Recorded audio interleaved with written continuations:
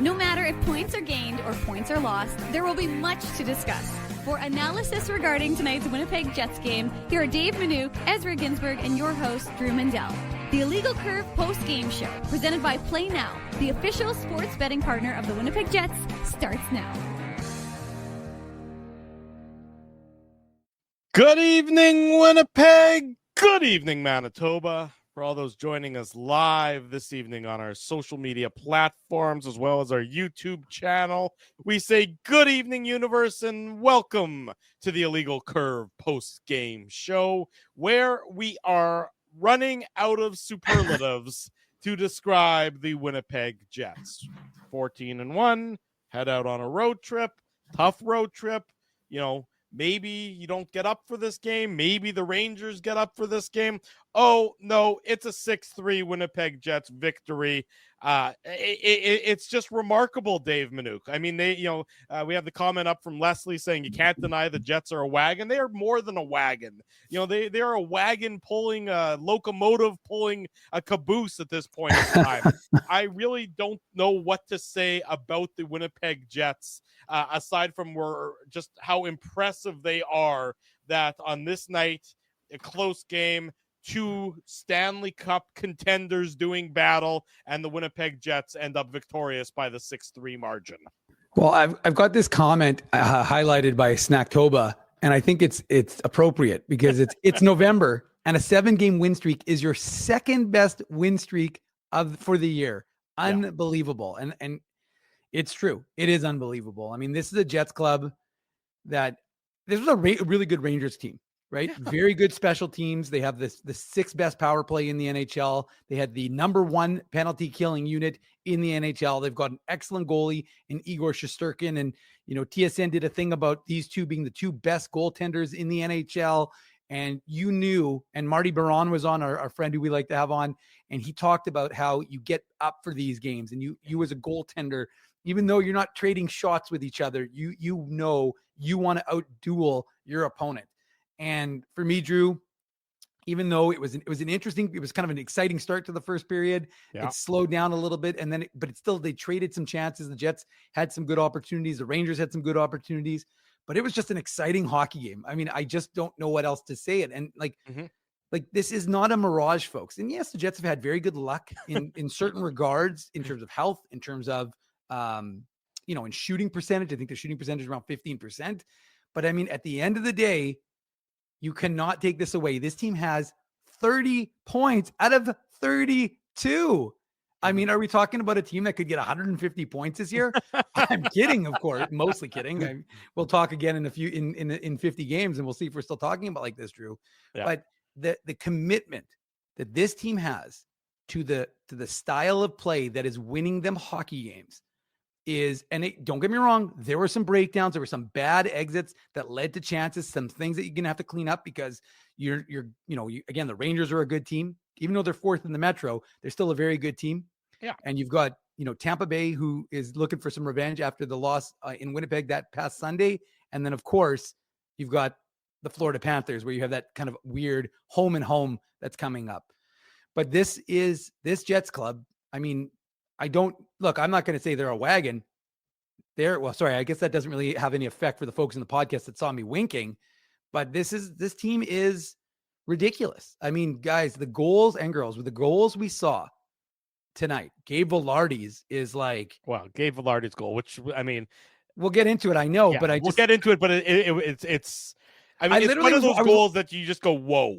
Like, sometimes analysis can be as simple as whoa. Or in the case of Kevin Sawyer, who we had on this past weekend on the Illegal Curve Hockey Show, on Mark Scheifele's goal. Yeah. Oof. That was the sound he made when he saw that one go in, and he thought, okay, well, that's how it's a good goal, because Kevin Sawyer, who's got a great seat in MSG, he said that he reacted in that way. But the irony, of course, with the Vilardi one is I'm watching it in real time, I'm like, oh God, why are they passing so much? Like, just get that puck on net. Well, there's a reason why he's in the NHL and I'm doing this show.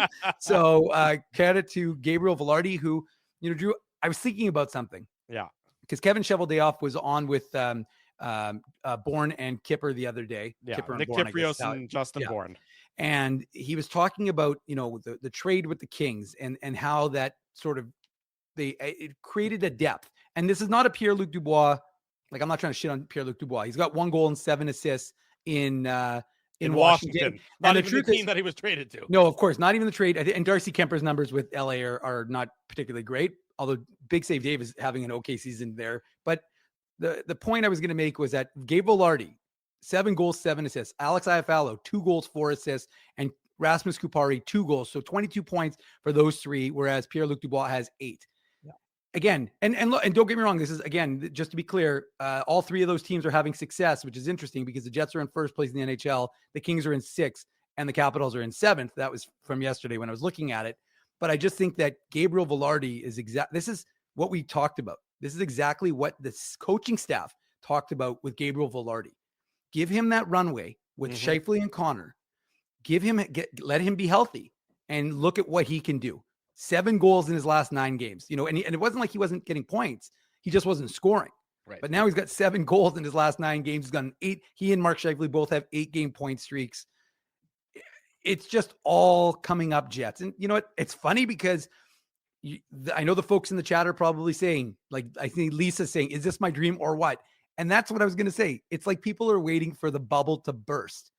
But folks, the only bubble that's going to be bursting is your disappointment that this bubble is not bursting, because the team, as long as they play this style, they're not going to win every game. Again, I might be wrong in that regard, but they continue to put themselves in a position to win. And that's, especially when you see Colin Hellebuck. I mean, we agreed before the show began, Drew, that he was fighting it a little bit, but he still made some phenomenal saves in tonight's hockey game. Yeah, look, I mean, there's not a lot to say anymore, folks. It's almost, when they're losing, to be honest, take you a little bit behind the curtain here. When they're losing, it's a lot easier to be an analyst, because you could say, this isn't working, this needs to improve, this needs to do that, this needs to do that. The way they're playing, I mean, there's certainly areas that aren't the best, aren't 100% effective game in and game out, but that's because they're humans and they're not robots. But I mean, the criticisms of this team at this point in time are sort of few and far between, and there's small stuff. You can see that they don't expect to ever lose. Now, of course, they're not going to go 81-1. We know that. They very well could lose on Thursday against Tampa Bay Lightning. They have the home and home against the Panthers. They could lose one of those games. They could lose all those games. And then you can press the panic button accordingly. Tongue in cheek, I say that. But you can see the confidence that they're playing with, because nothing phases them. They score to make it 4-2, right? So they score to make it 4-2 in the third period. They're feeling great. For the second of the 3 periods, they have an early goal, 2-goal lead. What happens? New York comes back. They score 32 seconds later to cut the lead back to 1. You don't see any panic from the Jets after that. You don't see them changing their game in any way after that. They just continue to go back to what has worked for the majority of this game. And I would argue that this wasn't a 6-3 game. It was a closer game than the final score would reflect. But the Jets were opportunistic. And what I love is that when they gave up that goal to make it 4-3, Dave, there was no change in their game. It was consistent. And you've seen that more often than not this year, the consistency in the Jets game. The shift after shift after shift looks similar. I mean, you mentioned Rasmus Kupari. He was great tonight. Yeah. I mean, he was great tonight. He was noticeable so often for the Winnipeg Jets. And I know he doesn't play a ton of minutes. He played just under 10 minutes in tonight's game. He won 63% of his faceoffs. He had a couple of shots on goal, dangerous shots on goal at that. His speed was such a factor for the Winnipeg Jets on the fourth line that the Rangers really didn't seem to have an answer for him. It's just... this team, you can see how they're all just building off of one another. One shift builds to the next, builds to the next, builds to the next. They're all so in sync and so connected. And I know that these are cliches and we use them a lot. And there's a reason we use them a lot. It's because sometimes it's what we have to say about this team. Just the way that they are all really working together and being effective in their approach. There are no lone wolves on this team. There's nobody on this team right now that's freelancing. There's nobody that's on this team that's off doing their own thing and trying to sort of change the approach. They all know what each shift should look like, and they're all generating activities to that effect to sort of channel that goal. They're working towards that goal, shift in and shift out. And I like this comment by Manny Man, but the Jets haven't beaten someone on a Wednesday and a full moon yet, because there's been a lot of folks who have tried to, malign or poo-poo the Jets so far. Right. Like, sorry, it no longer. When you beat Dallas the way you did, a healthy Dallas, and Dallas pumped Pittsburgh the other night or yesterday, so you got a healthy Dallas that you beat. Sure, you got outplayed by Colorado in 2 periods, but you had Connor Hellebuck. And you handled the Rangers. I'm not saying that they dominated the Rangers. I thought it was a good game for both teams. Right. But ultimately you came away with the 2 points. This was a heavyweight matchup. That's right. This was not that's right. So that's what I'm saying. So this is not, you can't do that anymore, right? The Jets now have enough wins against playoff teams that this is, again, Drew, as we talked about on Saturday's show, it's not a mirage. This is not like fake news. The reality is this Jets team is very good. They're very good within the structure. And the point you just made is the one, like I said, if you didn't hear Kevin Cheveldayoff, I've got the media availability from his interview on illegalcurve.com, which you can listen to obviously after our show. But the one thing you want to see is that their fourth line, he called it a third line. He said they play like and I agree with you. They don't get a ton of the same minutes, obviously, but Rasmus Kupari, one of the elements that he talked about was that speed element. And we saw it. And the most impressive play, I thought, was when he created essentially a partial breakaway at the end of a shift. Yeah. Like, he's along the wall, he's tired, and he sees an opportunity, sniffs it out, and I shot it wide. But the point is, he created that opportunity with his speed. And you're right, Drew. Like, that's, again, I thought Morgan Barron actually had a good game as well. Yeah. And I thought the whole fourth line did too. Yes, for sure. But I just think, like, you can always tell guys who are going back, like even Vlad Nemesnikov, who's fairly unemotional, he gives a little pump to the boards after, and because he of course played for the Rangers. Barron played for the Rangers. Pionk played for the Rangers. So you've got a lot of former Rangers on this Jets club, and like I said, they knew what this game meant. Mm-hmm. Like, they knew that a lot of, remember, the one thing to key on, like we hear, and I know there's almost 500 of you in the chat. We appreciate that, but the point I'm making is that everybody here, whether you're a Winnipegger, a Manitoban, or someone who follows the Jets from outside this province, you follow this team. You're on a legal curve 10 times a day, like Drew, like me. You're on this show after every game. But a lot of folks out east don't pay attention to the Winnipeg Jets, despite the fact that they were 14-1. And this is not a criticism. I don't really care particularly one way or the other. But I'm telling you that now that the Jets have gone into New York and beaten the Rangers, folks are paying attention. Folks, again, the one thing I was going to say, sorry, Drew, quickly, is that this was similar to the way Dallas talked about it. And we talked about it with Mike Heika on Saturday. The Rangers were looking at this as a measuring stick game for themselves. And I'm not saying it was an abject failure by them in any way, shape, or form. But my point is that teams are looking at the Jets. And now I know the teams knew it, but now you got the Eastern media going, whoa, now it's for real. Yeah. And it does matter when you win in New York, when you can go and just the fact that it says Winnipeg versus New York on the marquee does have a little bit of cachet to it. It is called the it's got cachet, baby. Yeah, it's called the world's most famous arena for a reason, and the Jets like playing there.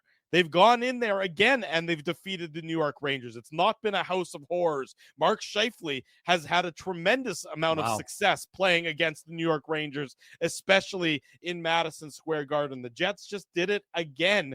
I mean, it's incredible. The Jets became the fastest team in NHL history to reach 15 wins, besting the previous record of 17 games. So the Jets, there's been... Who had that record, Joe? 1, 2, 3, 4, 5 other teams. The 22-23 Bruins, the 07-08 Senators, the 06-07 Sabres, the 85-86 Flyers, and the 29-30 Boston Bruins all went 15-2.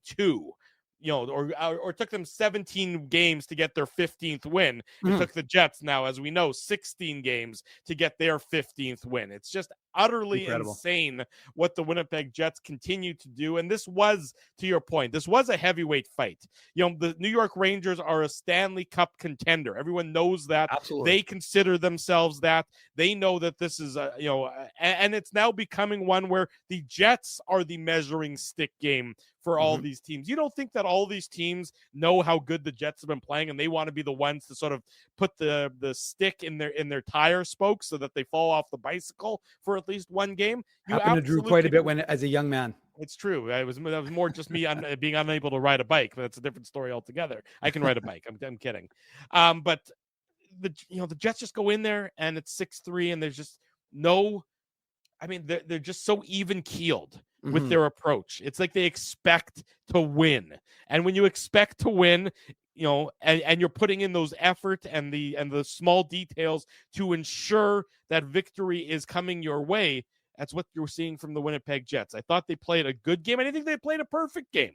Nope. There were some flaws to their game. There were some times where they weren't able to clear the puck well. Like I said to you before the show started, I thought that Connor Hellebuck, his rebound control, which is usually, tremendous, I didn't think it was up to his standard of excellent in today's game. Obviously, Connor Hellebuck still made a number of key saves throughout the course of this contest.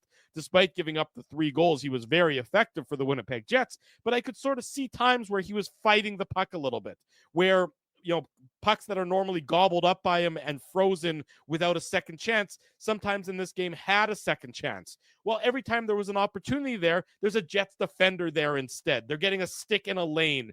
They're preventing what looks like it's going to be a tap-in goal by Mika Zibanejad or one of the players on the Rangers power play. There's a stick that comes out of nowhere and it pokes it away harmlessly. It's just amazing how on point the Winnipeg Jets are when it comes to their small details, the little things that are oftentimes the difference between winning and losing. Just a little bit of getting that stick. You're just a quarter of a step faster than your opponent, and it makes all the difference. And that's what the Winnipeg Jets seem to be doing again tonight as this incredible streak continues. Well, and Drew, I just want to highlight this comment by Drew Wendell, who I'm not sure isn't you. It's still not pseudonym. Me. I'd like to meet Drew Wendell, but it's still not me. No, but it's for the folks listening on the podcast after. It's Jets finally play the same against every team. The coaching staff is excellent, and that is what we have consistently talked about this Jets club. Last year, remember, this is a team that's finished 4th in the NHL with 110 points last year.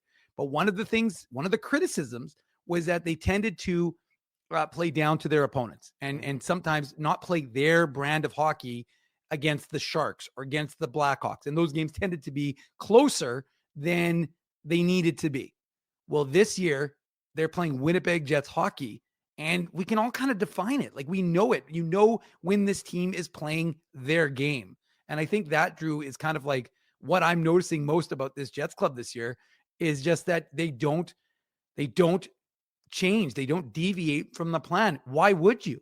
You're making history every single game. Right. Every single guy is having success. You've got, Mark Scheifele, Kyle Connor, and Nikolai Ehlers might just be just below, but 3 guys who are on pace for 100 points. Now, we're a long ways away from that. But my point is that you are having individual success. Like, remember, every one of these guys, Neil Pionk, Vlad Nemestikov, Alex Iafallo, all of these guys who are in their last year of their deal, they're all having great years. And we've talked about that, and that's, a conversation more for a Saturday show. But my point I'm making is that the success each individual is having is a result of following the brand that has been established by the team. Well, yeah, you're absolutely right, because there's none of the players on the team want to be the guys who cost the team. They know that they all want to be, when you set the standard so high, that everyone knows that that's the standard you have to reach and achieve on a game in, game out basis. So a guy like Hayden Fleury, who comes back in the lineup tonight, probably his first game in 12 games, if I'm not mistaken? 11. 11 games, okay. Yeah. He knows the standard that he has to achieve. Actually, no, technically you'd be right. It'd be 12 because he played the first 4, right? Yeah, and Stanley played 11, and then so he's coming in 12 games later. There you go. Thank you. But the standard, he knows the standard is up here. he can't afford to be down here when the rest of his teammates are up here. So the internal drive within that dressing room forces everybody to find a way to be a little bit better, to give that extra 10% that they talked about in the offseason. It's really, I mean, that was my big question sort of coming into the start of the year. Where was that extra 10% going to come from? Which of these guys had that 10% more to give? Well, it turns out it looks like the entire team so far is finding a way to give that extra 10%. And it's translating for this Winnipeg Jets franchise into wins, and more wins, as they're now up to 15 wins in their first 16 games so far this season. An absolutely incredible streak that they are on. We say good evening to everyone, almost 550 of you joining us live tonight on the Illegal Curve post-game show. So great to see so many of you here. If you haven't already done so, smash that like button, subscribe to the channel, subscribe to the podcast. We do this after each and every Winnipeg Jets game, and we do it again on Saturday morning as well for the Illegal Curve Hockey Show. So if you happen to be new here, welcome. We're thrilled you're able to join us to talk about the Winnipeg Jets. But more importantly, we also want to see you come back. So be sure to subscribe to the YouTube channel, subscribe to the podcast, and you'll never miss an episode of Illegal Curve Hockey. When we get into the goal-by-goal recap coming up here in a moment, first I want to mention to everybody, Illegal Curve merchandise is now available. It's available through our website, illegalcurve.com. The Illegal Curve locker room is only open for another 5 days. So be sure to get your Illegal Curve merchandise ASAP. Go to illegalcurve.com, click on merch. It's right at the top. Follow the link and you can get some great Illegal Curve gear, and you'll look like the coolest hockey fan in Winnipeg or wherever you may be joining us from. As I know, I've seen people from Southeast Asia. I've seen people from New York. I know that there's so many people joining us in Winnipeg, in Manitoba, and all around the world, like you do each and every time we go live here with the Illegal Curve broadcast. So be sure to get your Illegal Curve merch. Go to our website, illegalcurve.com, and get your hands on that merchandise. Drew Mandel, Dave Manouk with you on this Tuesday night. Let's get into the goal. Drew, we got 10 goals to go over or something. I know, like that. We're going to get into it. We've got 25 minutes of just preamble. So let's get this thing rolling. I tweeted about 9 minutes ago that the game recap had already started. We're about to get the second tweet that I set to go say that we're rolling along. We're not rolling along. We're about to get started. Well, there you go. It's close enough indeed. And the important part is that we are now going to go into the goal-by-goal recap. It's called the Play Now Game Recap. Big thanks to our friends at Play Now for their continued support of the Illegal Curve post-game show and the Illegal Curve hockey show. Learn to bet with Play Now, the official betting partner of the Winnipeg Jets. Sign up and get up to $250 in bonus bets. Conditions apply. 18 plus. Enjoy responsibly. Exactly the kind of start that the Winnipeg Jets would have wanted. You want to get that early goal. You want to keep that momentum going from the Saturday afternoon victory over the Dallas Stars, and the Jets do just that. 57 seconds into the game.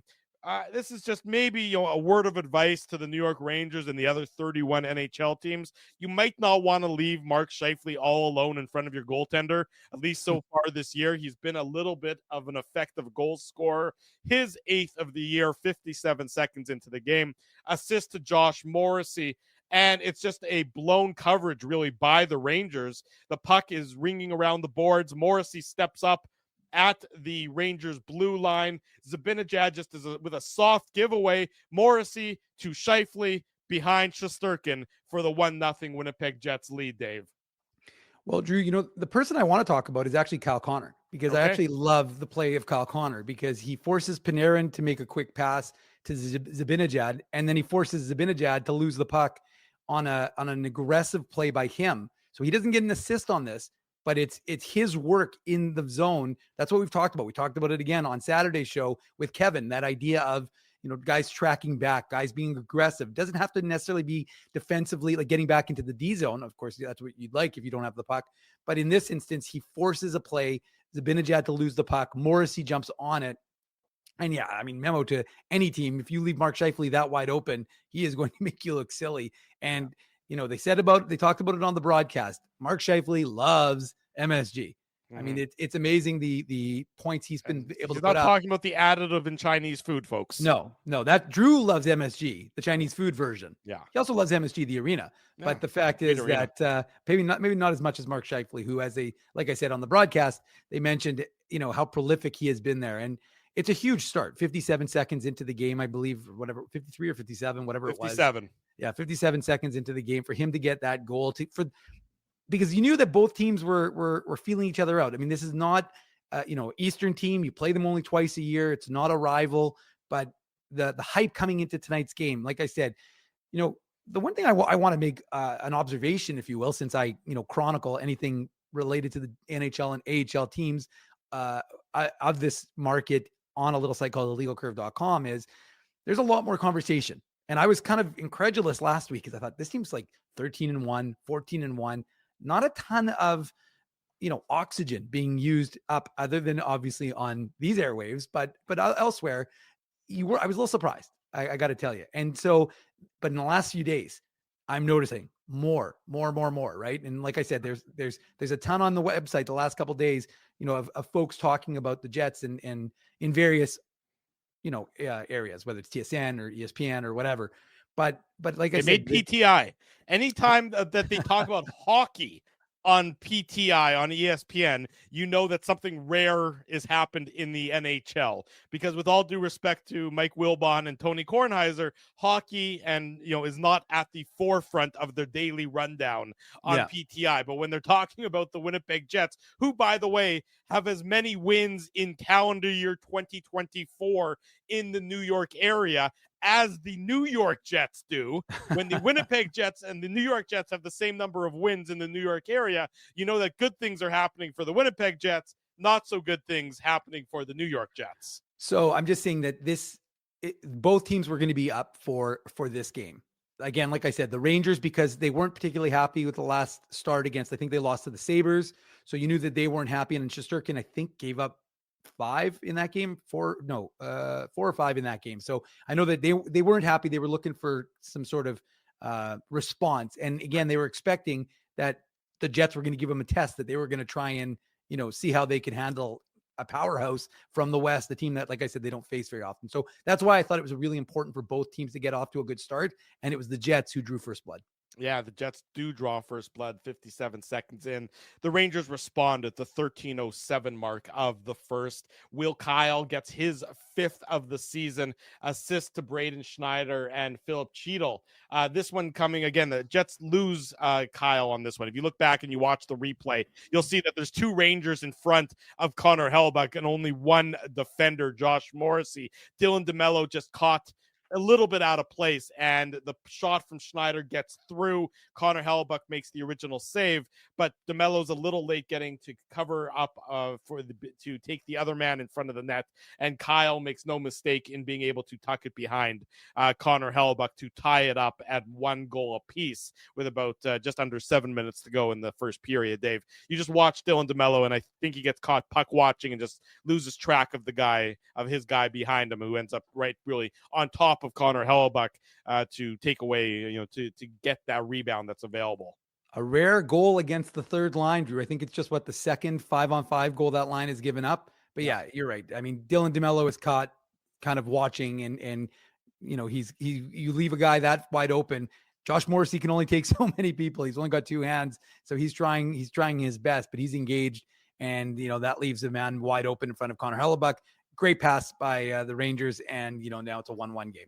Yeah, exactly. I think it was like 6:35 left in the first or something like that. Yeah, just about that. Not much left. The next goal, even though it's not a great shot per se, has to be given the honor of being the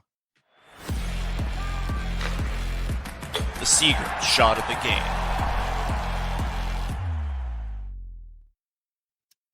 everybody who plays in the NHL is a special hockey player. I mean, you don't get to that level with just being a run of the mill Joe. But what you saw here from Gabe Vilardi shows why he's a special player. Mm-hmm. And the truth is, he's just scratching the surface. So this is what's underneath the surface. The eye-hand coordination, the patience, the skill that's on display here in what will undoubtedly go down as one of the goals of the year. It's just that good. It's a power play goal for the Winnipeg Jets. Kyle, who scores for the Rangers, is in the box. He's taking a holding penalty. We're really down to the last, 30 seconds, 20 seconds of the power play. And in fact, Dave M., we've been sort of running and keeping track of this internal team competition as if it's a power play unit number 1 goal or a power play unit number 2 goal. And I'm not sure where this one qualifies because Neil Pionk makes the play at the blue line, and he's typically on the second power play unit. Yeah. He keeps the puck in. He sort of throws it towards the front of the net, and that's where Gabe Vilardi shows off his skill, batting the puck out of the air, just controlling it so that he's able to keep the puck and get around K'Andre Miller, passes it over to Ehlers, who passes it back to Vilardi for the give and go, and Vilardi just tucks it behind Shesterkin. I'm doing a lousy job describing it because that's okay. It's most people hard saw to it, describe anything that, I'm sure everyone that's watching this has seen the goal at this point in time. But the skill set that's on display to do this on his backhand, I might add, to knock it out of the air and keep control of it while then feeding it to Ehlers and still being patient enough to go and receive the pass back from Ehlers. It's just an absolutely remarkable goal. I don't know if TSN still does 1v1 on SportsCenter. They probably do because it doesn't take much effort for them to do it. But this is probably going to be your next winner of the 1v1 for a while, because to be able to do this at full speed against, albeit on the power play, but to knock it out of the air on your backhand and execute how Gabe Vilardi did here is really, truly a special play. Well, and I'm with T. Will. When I was watching it, I agree with you, T. Will. T. Will's writing worries a little bit that the Jets are trying to get too cute. And actually both teams, I thought, did that. The Rangers also had a chance where I think it was Kakko made one extra pass where they pretty much had a tap in if he doesn't. And so there's, both teams kind of sometimes get into that. That's what skill does. But like I said, this team just has just so much of it. And Gabriel Vilardi, like healthy, is so good with what he's able to do, the way he knocks that puck down, Drew, and then recognizes where it is and like really leaves the defender kind of just guessing. Like he's looking around. He doesn't know where Vilardi is, doesn't know where the puck is, knows where Vilardi is, but doesn't know where the puck is. And then for him to make that play, and it's funny, we're talking a lot about Gabe Vilardi, and deservedly so. Nikolai Ehlers also deserves a lot of credit. Sure. Because Vilardi, first of all, again, it's a tremendous amount of skill to knock that puck down and to take possession of it. But then to kind of deke out Shesterkin, fake him out, get it over to Ehlers, and then, again, presence of mind to get to the front of the net, to be in position for Ehlers to give it back or really just to get a rebound. That's a tremendous amount of skill. And that takes a lot of connectivity that this first power play unit seems to have, right, Drew? And again, I know both units have it. So it's a tremendous advantage when the units both feel so good. And they'd been on, like the previous power play, they'd been on quite a while and nothing really doing, but they had some chances. But again, like I said, this is the best PK in the NHL. And you could see it. I like the way the Rangers PK works. Yeah. But again, this was a testament to this Jets club that, Pionk makes that pass to keep it in there. And Vilardi, I mean, you're right, dude. This is going to be a highlight of the night for quite some time, or whatever you want to call it, like a top 10 goal. You'll be seeing this throughout the course of the year, and deservedly so. Yeah. And hold on, Drew. I just want to give out some potpourri. Oh, here comes Dave's favorite thing. It's potpourri time, folks. I missed it. We're about, this is the goal happened about 8 minutes into the second period, but at the 2-minute mark, Connor Hellebuck hit 30,000 minutes of ice time wearing a Winnipeg Jets jersey. Why is that significant? It's not remotely. I just thought it was curious. When he was at 29,978, I said, I guess this game he's going to hit 30,000. Of course, I'm probably the only person in the world who actually pays attention to something like that. Yeah. But just so all you know, if you ever want to know, Connor Hellebuck has now played 30,000 minutes in a Winnipeg Jets uniform. There you go.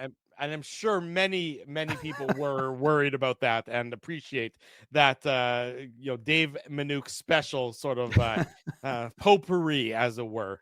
Useless factoids. Useless factoid would also be another way of describing it. 2-1 for the Jets. Power play goal. The Rangers tie it up. Back and forth they went in this second period. They get their power play goal. It's Alex Lafreniere, his 6th of the season, assist to Adam Fox and Artemi Panarin. Kyle Connor is in the penalty box serving a penalty for tripping on this one.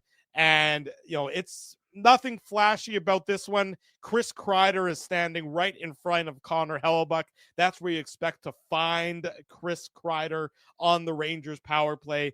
It doesn't look to me that Hellebuck can see the puck until it's past him. And it's a real nice shot from Lafreniere. Goes in off the inner post and in. Nothing that the Jets goaltender could do on this one. Just a very solid play by the Rangers on the power play to take advantage of the Kyle Connor penalty to tie it up at 2 goals apiece, Dave. Well, I mean, obviously Chris Kreider couldn't get an assist on that goal, Drew, because he's going for the Cy Young with 8 goals and 0 assists this season. Right. But first of all, Kreider is a beast, though, and he always plays well against the Jets, and he's so big in front of the net. So that presence. I mean, you could see that he was a lot to handle for the Jets defense throughout the course of the evening while he was kind of staking out his claim in front of Connor Hellebuck throughout the course of this hockey game. But the only thing I would criticize, if you will, is that it just seemed like Neil Pionk had to make a decision like a little bit quicker because like he's with Kreider in no in man's front. land. Well, he's with Kreider in front, and then he just leaves Kreider to go to try and kind of get out in front of the shot. And then what do they always say? They say if you're gonna do that, you have to block the shot. Right. You can't really let it get through you, and then it gets past Connor Hellebuck. So, I mean, that's probably the only thing I don't love about it. Is just because, like I said, if I'm Pionk, if he boxes out Kreider, which is not an easy task, but he kind of loads up that side, and then he really doesn't do much other than get caught in that no man's land, and then they tie the game. Yeah, I would agree with that. You sort of saw Pionk was between the proverbial. Yeah, he was covering air, and that's never anything you necessarily want to do on the penalty kill, unless you're blocking that puck as it's traveling through the air. But he was not able to do so in this instance. 2-2 with about 7 minutes to go in the second period. The Jets regain the lead. Take a lead, give up the lead. Take a lead, give up a lead. Take the lead. They didn't give up the lead after this one. If I may, Drew, if I may, I think we might have to do the shot of the day game twice because I think this really does deserve.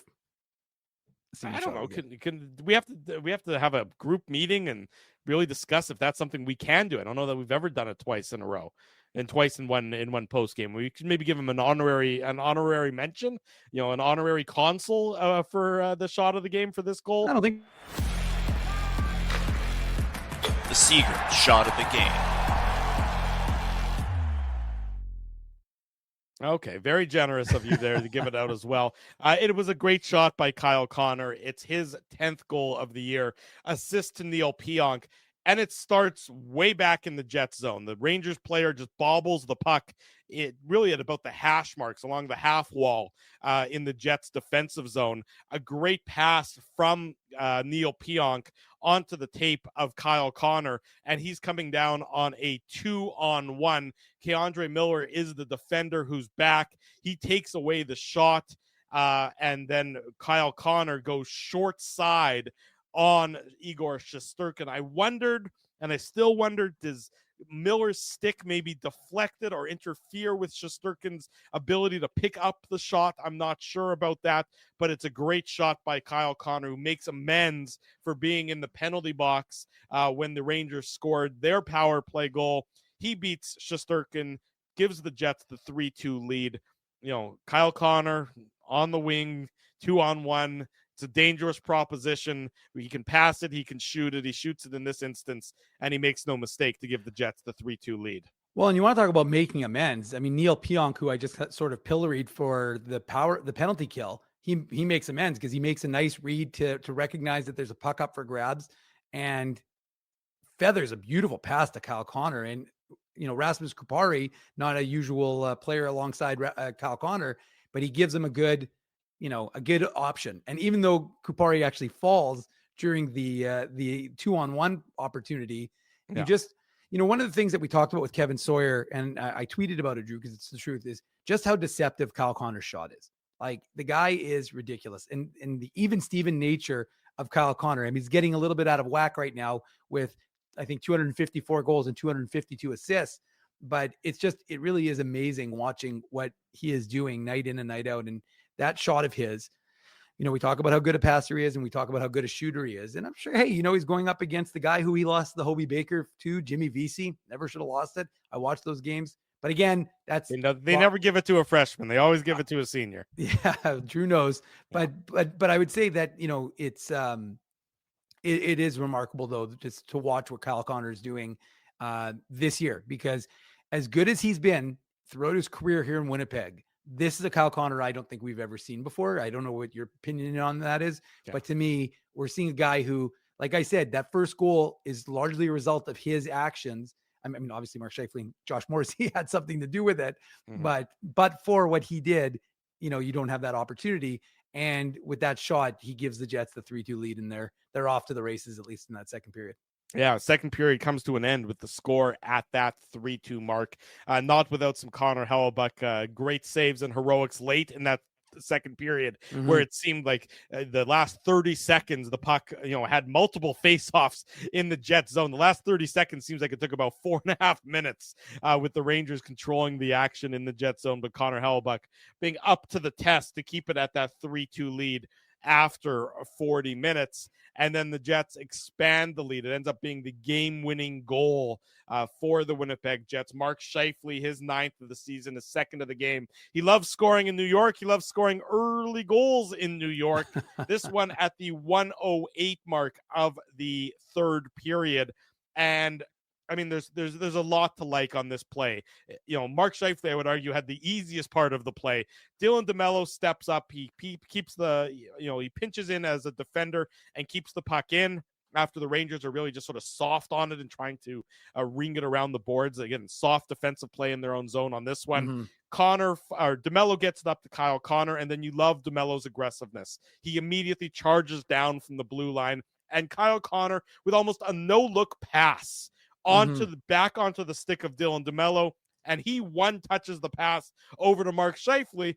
Scheifele, again, behind the defenders. Rangers, were you not listening to the first period recap where I said, don't let Mark Scheifele in behind your defenders in front of Igor Shesterkin? It's bad news.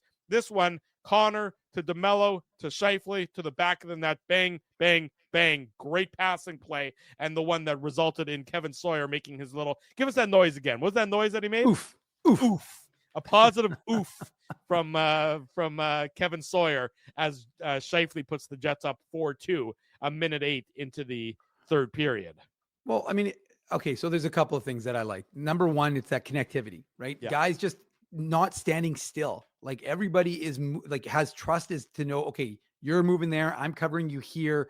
Like, there's a lot of motion, and for so long, one of our biggest criticisms of this Jets club was too stationary, and they just are too. They can be a fast team, but they're too slow. And like I said, one of the things that Kevin Cheveldayoff mentioned on the show yesterday was this idea of they wanted to play faster than they were last year. And Kyle Connor, well, you want to talk about faster? I mean, there's almost nobody, maybe Ehlers and Kupari, but there's not many guys who are faster than that guy. And it's fast. I mean, and when I say faster, obviously I don't mean just the way you skate, but I'm talking about faster decision-making as well. And that's what we see on this play. It's just guys knowing, having trust, and even Mark Scheifele, it's funny the way he kind of it's almost like he just kind of redirects it past Shesterkin. Yeah. Because he's just so well positioned there. He knows exactly where to be. And it's a great pass by DeMello to get it onto Scheifele's stick.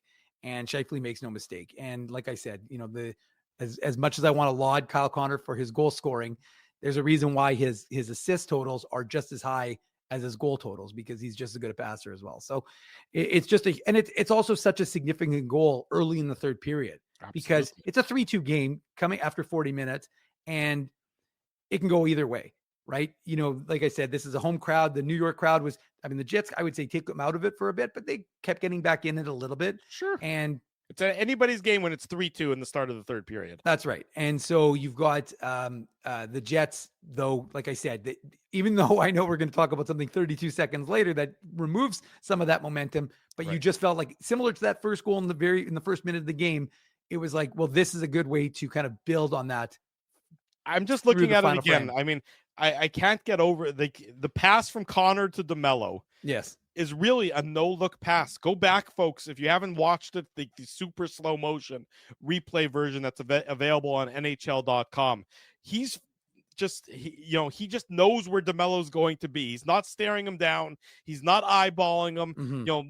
It's just a remarkable vision play by Kyle Connor, and you have to love the aggressiveness that the Winnipeg Jets demonstrate. Dylan DeMello, again, not a guy you expect to be jumping up into the play necessarily, but when he's done it this year, when Neil Pionk's done it, now we expect more from Pionk, it's been so effective and it's been so well-timed. This is another instance of it to make it 4-2 for the Winnipeg Jets. But to your point, the Rangers battle back very shortly thereafter. 32 seconds later, Capo Caco, his second of the season, assist to Will Kyle as well. And the secondary assist goes to Braden Schneider.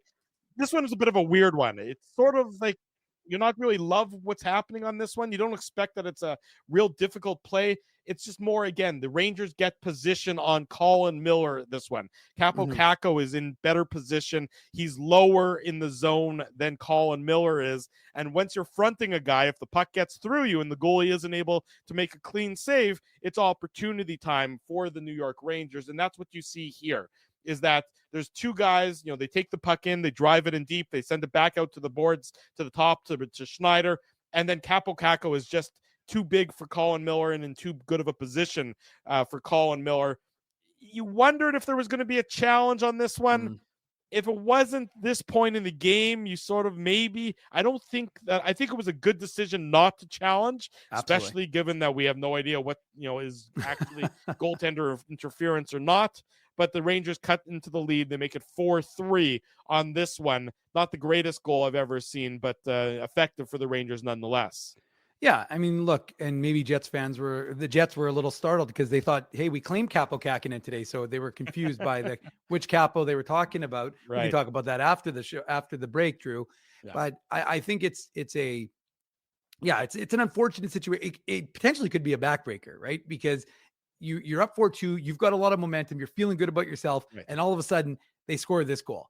And I agree with you, Colin Miller, who's usually a pretty strong guy, pretty good at clearing the front of the net. It just seemed like the line was a little, I don't want to call it laissez-faire, but they just seemed a little bit dopey on this play. And I'm talking about the forwards, even the domestic, because this is a Nemesnikov line that gets scored on. And it just seemed like they were I watched them all pivot and they weren't quick, again, to that idea of being quicker on their feet. I just thought that they were a little bit a second slow and just allowed the Rangers to kind of be a little more aggressive. And what ends up happening, I mean, what do you like to call it, Drew, controlled aggression? Yeah. But the Rangers, look, they knew that they were down by 2 and they needed a response. That's the response they got. And you need the response. Yeah, you're going to need to press on the play and everything else. And the Rangers do this. So it's 4-3 at this point. And this is really what I highlighted this when we started this post-game show almost 50 minutes ago. Good evening to all of you. This is the Illegal Curve post-game show. Drew Mindell, Dave Manouk with you. If you haven't already done so, smash the like button, subscribe to the YouTube channel, subscribe to the podcast. We do this after each and every Winnipeg Jets game. What I like, about this is the Jets' response to it. You're right. 32 seconds after you take a 2-goal lead, you give up a goal. Do you sag? Do you hang your head a little bit? Do the Rangers find that momentum? Do they get that energy to come back and tie the game? Do they turn the game on its head at this point in time? They do none of those things. The Jets just take a deep breath, say, flush this one, not a great play by us. How are we going to respond? Well, the next 10, 12 minutes of the game looked fairly similar to how they had looked for the majority of the game, which means the Jets were getting their opportunities. The Jets were playing well. The Jets were moving the puck. And then they get the opportunity. And this one's a little bit fortunate. Let's be honest, folks. But good fortune finds those who deserve it. And in this case, Vlad Nemesnikov finds his 5th goal of the year assist to Nikolai Ehlers. It's a 2-on-1. The Rangers, of course, they're pressing for the equalizer. There's less than 7 minutes to go in the game. So they get caught 2-on-1. Ehlers and the Mesnikov.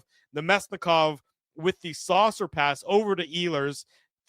Puck is rolling a bit. It's a little on edge. The ice at Madison Square Garden is notorious for being the worst ice in the NHL because it's such a busy arena. So the pass to Ehlers isn't crisp.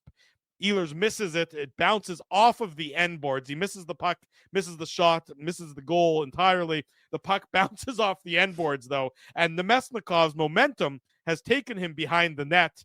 Because as he's skating so fast, the puck off the end boards comes to him. He's able to, with his soft hands, go back out in front and tuck it behind Igor Shesterkin, who's down and out on the play in trying to prevent Ehlers from getting the shot off, and the Jets make it 5-3.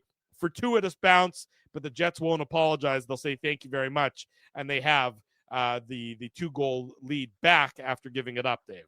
Well, I joked about this, Drew, but I really do think that, like, that's almost, we say that, so-and-so's office is here, but Nemestikov seems to always score those goals, the wraparound goals. I mean, it's interesting that he just always, I know his last goal was... He's a smart player, and when you're a smart player, the puck finds you. Yeah, and that's what it is. And he spent, 2.5 years, I think, in New York. He was traded, I think, from the Lightning to the Rangers in 16-17 or 17-18. And then he spent a couple of years in New York. So, like I said, at the outset of the show, you could see that he was pumped to score against New York, got a big smile on his face after that goal went in. And it's a huge goal, says Captain Obvious, or me in this instance, because it just allows the Jets to kind of get that breath, right? And, just under 7 minutes left in the game. And like you had said, Drew, and the one thing I do have to say, there wasn't a panic in the Jets game.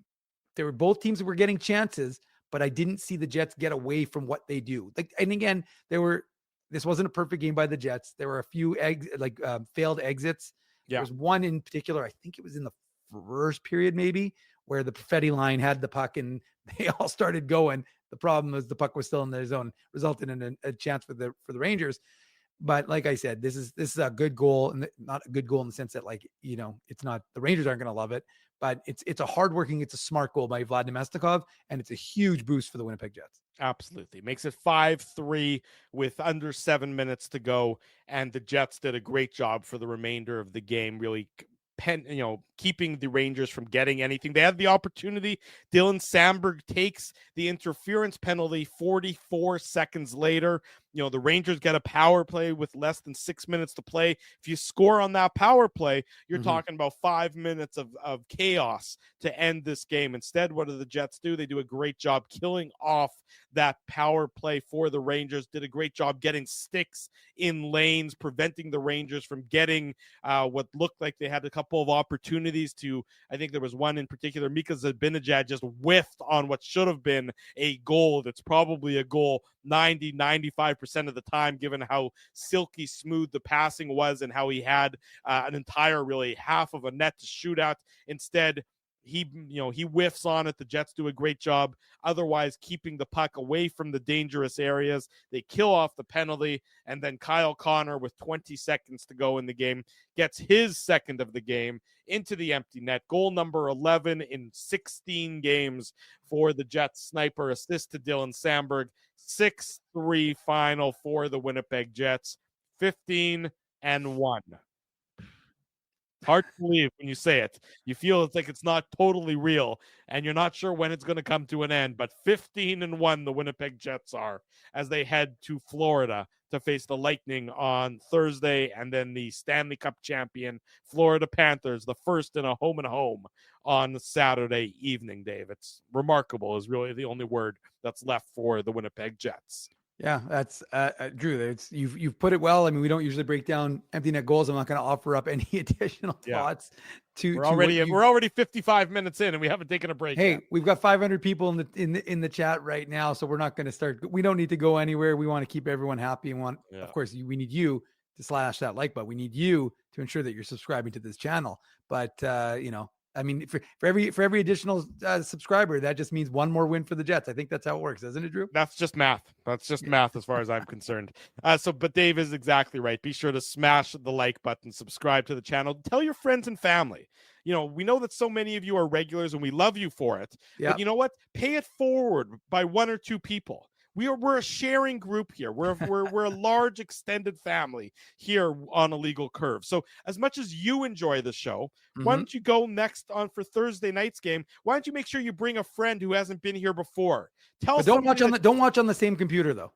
No, different computers. You have to send different computers, so each count is a different viewer and a different number and everything else. We want to expand the love. We want to share it. We want people all over the place knowing, as they already do, but we need to make that louder and more prominent, that the place to be after each and every Winnipeg Jets game and the place to be on Saturday mornings is the Illegal Curve YouTube channel for the Illegal Curve post-game show and the Illegal Curve hockey show, both of which are brought to you by our friends at Play Now.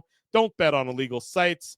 Bet with Play Now instead, Manitoba's local, legal, and secure gambling site. 18 plus.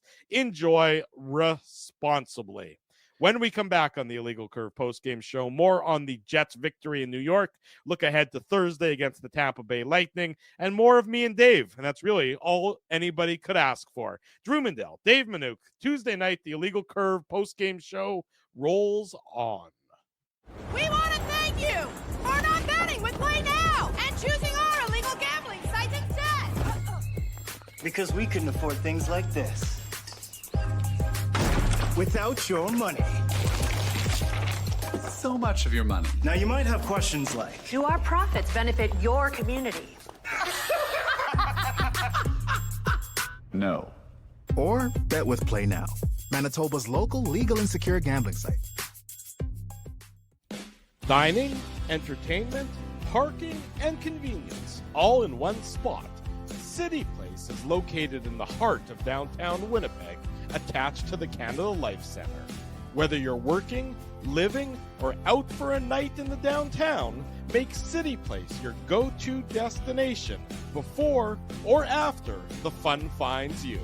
Lunchtime, game time, anytime, visit City Place at 333 St. Mary Avenue, next to Canada Life Center. Holt Dental, the new official dentist of Illegal Curve, has a philosophy rooted in two unyielding principles: genuinely caring about patients and providing outstanding service. Being a patient of Holt Dental means more than just checkups and treatments. It's taking the time to listen and talk to each patient so they can achieve the best long-term health, functionality, and aesthetics for their teeth, mouth, and gums. Conveniently located at Grant Park Festival on Taylor Avenue, Holt Dental is dentistry of the highest quality in a comfortable and relaxed environment. For more information, visit holtdental.ca. Oh, and there's plenty of free parking at the front door, too. Celebrating its 40th year as Winnipeg's home for stand-up comedy, Rumors Restaurant and Comedy Club has recently been named Canada's top comedy club and a top 5 comedy club in North America. From birthday parties to date nights to fundraisers and everything in between, Rumors is your destination for the best and most affordable live entertainment Winnipeg has to offer. For more information on upcoming shows, Rumors' incredible promotions, and to purchase tickets, visit rumorscomedyclub.com. So you're a pizza person, you married a wing person, but somehow your kids are salad people.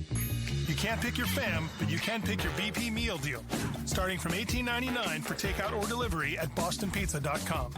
9:45, welcome back to the Illegal Curve post-game show. Drew Mandel, Dave Manouk with you. Our friends at Boston Pizza want to remind you to skip the stress and let Boston Pizza handle your party plans for this holiday season. They have a whole new menu that they've unveiled, their fa-la-la-la-la flavors menu, which I have a copy of right here.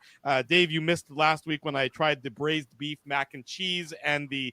Oh, God. Did you do it on air? Oh yeah, you haven't went back and watched it. You got to go No, back and watch it. you know what? I thank God I didn't. Usually I listen to the podcast while I'm like editing it, but thank God I didn't. That would have killed my ears. No, you got to go back. And I had the braised beef mac and cheese. I had the caramel pecan sticky toffee pudding.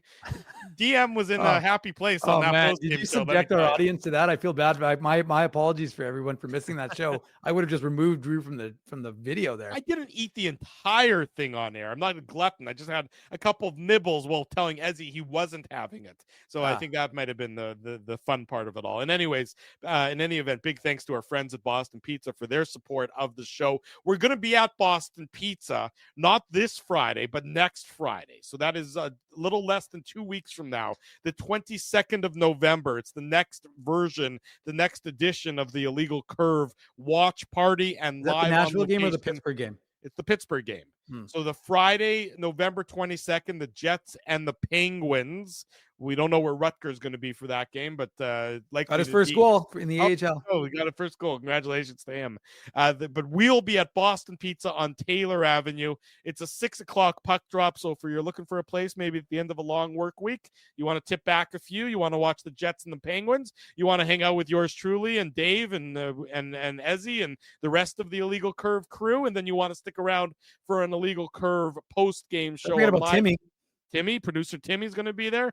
Yeah, it's all coming up November the 22nd. And then 1 week from today, an afternoon edition, Tuesday afternoon, November 19th, we're going to be at City Place prior to the Jets and the Florida Panthers, the rematch in the home and home series. We're going to be doing our pregame show. We do this on a monthly basis in the food court at City Place. That's next Tuesday, November the 19th.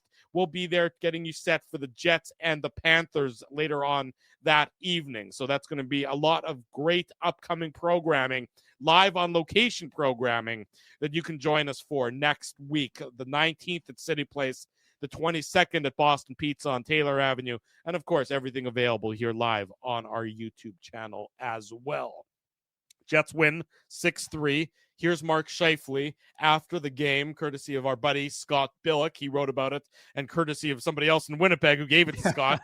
So Scott's in Winnipeg, so I don't know how he did that, but okay. Everyone's helping everybody out. Everybody's a team here. People loving people. That's right. Here's what Mark Scheifele had to say. Quote, "It's MSG. You got to get up for MSG." Scheifele told reporters in New York, "It's just a fun place to play. I play with some good players, made some good plays out there. You play at MSG, you gotta put on a show." That's the Jets centerman, Mark Scheifele, who did put on a show with his 2 goals tonight, leading the Jets to a victory 6-3 over the New York Rangers, Dave. Well, and don't forget, Drew, I mean, we talked about it with Scott O'Neill a couple of days ago before they left. Yeah. 4 Nations. I mean, these guys are all aware. More eyes out east. GM's meetings right now. So, folks are yucking it up. I think those were in Toronto, but because it's the Hall of Fame game and all that stuff. But at the end of the day, like I said, this is a big stage. And Mark Scheifele wants to shine bright, as do Colin Hurlbut, as does Kyle Connor, as does Josh Morrissey. And so they continue to do so in impressive fashion in this team. I mean, let's isolate it. The second 7-game winning streak. Of course, we know they already have an 8-game winning streak of the season. And they're 7-0-0 on the road. I mean, they have not lost a game on the road. And so, I mean, it just continues to be impressive after impressive after impressive by this Jets club. Speaking of 7 goals for Mark Scheifele in his last 3 games in Madison Square Garden. Yeah. He had the 2 goals tonight. He had the hat trick last year. Of course, the Jets only play there once a year. Yeah. And he had 2 goals the year before. So 7 goals for Mark Scheifele in his last 3 games in Madison Square Garden. So that should tell you exactly how much he enjoys playing there. Here's Kyle Connor after the game. He also had his 2 goals tonight. It's coming from all areas of our team, top to bottom, D-men. Everyone's involved with it. Everyone's involved in it, and that's what makes us so dangerous, so lethal. We're not just a one-trick pony. If one line has an off night, we usually have 2 or 3 going that can pick it up. There you go. Kyle Connor with thinking what we're all saying, or saying what we're all thinking, that the Jets just come at you wave after wave after wave in their performance and in their goal scoring and in their effectiveness night in, night out as of late. through 20%, not just 5%, not 10%, not 15%, but through 20% now of the NHL season. That Winnipeg Jets are is 15-1. That's why I said, Drew, this is not a mirage. You can pillory, you can try and quibble, but I just think it's going to fall on deaf ears at this point. This is not fluky. There's no, this has substance. This is real. And again, like I said, do we think it's going to be sustainable? I have no idea, because it's what they're doing is remarkable, and what they're doing is unprecedented in the entire history of this league. This is a Jets team that's doing something that we've never seen before. So, I know that folks love to say, well, this team that did this didn't do anything, or the teams that win the president. I saw one of the assessments today. Oh, well, the teams that win the President's Trophy, they don't win, and blah, blah, blah. Again, like I said, like every season is unique. And I know that we love to draw parallels and say, well, you can draw a conclusion based on what happened in the past, but you can and you can't. I mean, like I said, every situation is unique. And so far right now, this Jets team is like I said, they're playing a consistent brand of hockey, and the special teams are working. The goaltending is working. So there's really no, and the other thing also that's important is, like, tomorrow's an off day. They're getting rest. They took 2 days off before today's game, right? They took off Sunday. They traveled on Monday, which is, I guess, an off day, not really officially. A travel day. It's a travel day, but they're not on the ice is what I'm saying. Right. And they're on the ice today. They'll be off the ice tomorrow. Then they'll skate on Thursday in Tampa. My point is that and then I think then they go to Florida. I think they practice on Friday, play Florida on Saturday, but they take the day off on Sunday. So they're getting a good amount of rest. They're keeping their guys fresh. And it's impressive what they're doing. And then the only thing we should add, I know we're getting a little bit long on this one, Drew, but just an update. Ville Heinola, he ditched the non-contact sweater for the first time since day one of training camp, way back on September 18th. So almost 2 months for Ville Heinola to get back in a non-contact uniform. Mm-hmm. Worth noting, of course, that when Ville Heinola is ready to come off of IR, or LTIR, sorry, the Jets will have to, even if they put him on a conditioning stint, they'll have to put someone else on waivers to get down, because they'd have 24 on the roster. Right. So as soon as he's ready to go and kind of be ready to, play and be considered a regular, regardless of whether he's going to stay with the NHL group or if he's going to be asked to go on a conditioning assignment, there will have to be a subsequent move for waivers, unless, again, and this leads into my next point, there's something more substantial with Logan Stanley's injury. Logan Stanley, of course, put on IR today. He is dealing with a mid-body, which when you're 6'7", Drew, could be from like 6'3" to like, the 2'4" or whatever it is. But like, he's dealing with something. And I thought the interesting comment from Scott O'Neill today was that he'll be assessed, and they'll basically discuss it when they get back from the road trip. So he's not available for these next 2 games in Florida. He's still back in Winnipeg. And then the last, I guess, item to discuss is the fact that the Jets put in a claim for Kaapo Kähkönen today. Of course, just to make a quick observation for folks who are maybe unaware in terms of how the waiver wire works, but the Jets, because of once the clock hits November 1st, the waiver wire resets. The Jets, being the first place team, have the last spot in claiming a player. So they're the 32nd team when it comes to claims. The Avalanche put Kaapo Kähkönen in the netminder, who the Jets, of course, signed on July 1st. They put him on waivers. Very weird, right? Because of the visa issues. He played 2 games for the Colorado Eagles in the AHL on a conditioning assignment. Came up, played 1 game. I think it was like October 30th. Then he got put on waivers yesterday, and the Jets claimed him, and then they assigned him immediately to the Moose. My suspicion will be, and the Jets were able to do that because they had the lowest waiver priority in the entire league. Right. So because they're the only ones who put in a claim. They were the only ones who put in a claim. And so as a result, they were able to send him directly to the Manitoba Moose without having to put him through waivers to get to the AHL. Right. And I just think that, when folks were like, well, why would you blah, blah, blah, like, why would you do it? And I said, well, the reason you do it is because you need to have insurance. You don't want Thomas Milic and Dominic DiVincentis, 2 young Jets prospects, but one's 21 in Milic, the other is 20 in DiVincentis. They're young. And if you have a problem up with the big club, you need a guy with a little bit of experience, and neither one of those guys is there yet.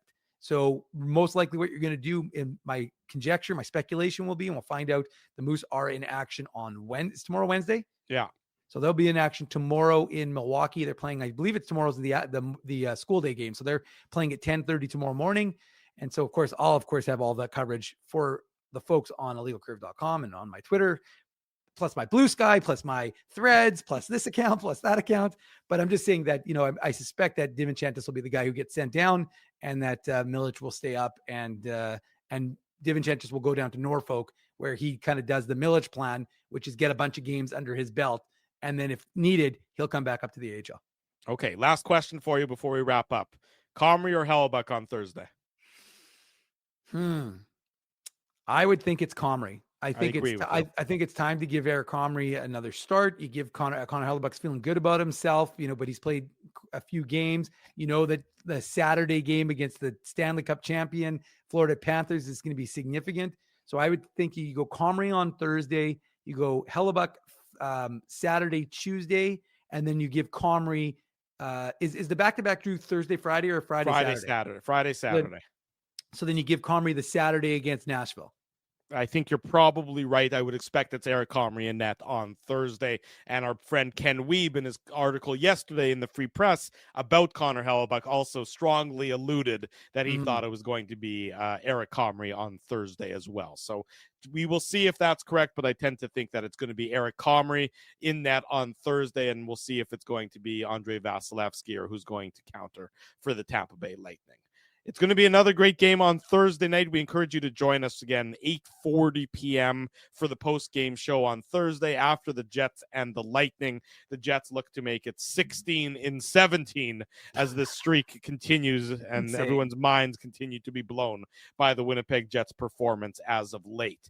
Thank you to so many of you. Great audience tonight, great fan participation, great chat as always. We appreciate all of you for joining us. If you haven't already done so, be sure to get your Illegal Curve merchandise. You can go to our website, illegalcurve.com, click merch at the top, put your orders in before November 17th. So you still have about 4 days to go to get your Illegal Curve merchandise orders in, and you're likely to get them, especially if you choose to pick them up, you're likely to get them before the holiday season, before Christmas or Hanukkah or any of the holidays that you might be celebrating in and around the end of December. Get your Illegal Curve merchandise for the Illegal Curve fan in your family. Big thanks to our friends at Play Now. They're the title sponsor of this great show. Their support makes it possible for us to do this. Same with our friends at Rumors Restaurant and Comedy Club. Kyle Kinane at Rumors this weekend, Thursday through Saturday. Hilarious. If you haven't seen him, get your tickets, rumorscomedyclub.com. Big thanks to our friends at Holt Dental. My son just lost a tooth today. Good thing, like a baby tooth. So we have to go to the tooth fairy him, drop by the house to get him his little reward for losing his tooth. He was very excited about that. Holt Dental for all your dental needs. Our friends at Boston Pizza, our friends at City Place, and the two-time Seagram's Shot of the Game winners, Gabe Velarde and Kyle Connor, on tonight's programming.